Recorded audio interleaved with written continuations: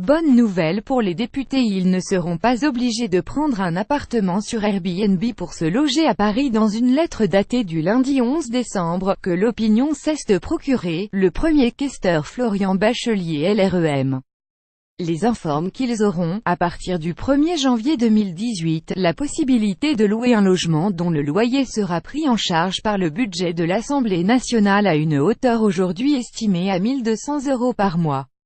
Si le loyer de leur pied-à-terre parisien est supérieur à ce montant, le surplus leur sera remboursé au titre de l'indemnité représentative de frais de mandat, la fameuse IRFM. Ce sont vos nombreuses demandes qui ont permis d'imaginer cette solution, écrit le premier questeur à ses collègues.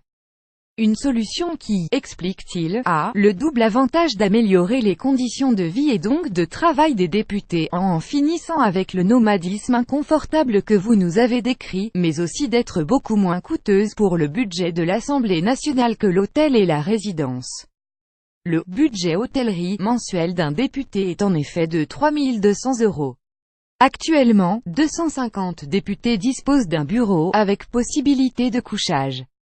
Les autres, à l'exception des 54 députés de Paris et de la Petite Couronne, peuvent accéder à l'une des 51 chambres de la résidence de l'Assemblée et ce gratuitement à partir du 1er janvier, au lieu de 30 € jusqu'alors.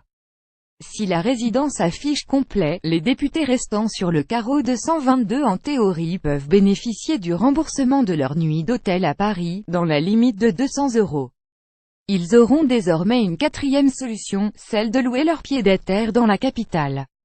Autre bonne nouvelle, les frais de taxi ou VTC, jusqu'ici pris en charge par l'Assemblée uniquement pour les déplacements dans Paris et les 3 départements de la Petite Couronne, le seront désormais sur tout le territoire national et à l'étranger, précise le questeur.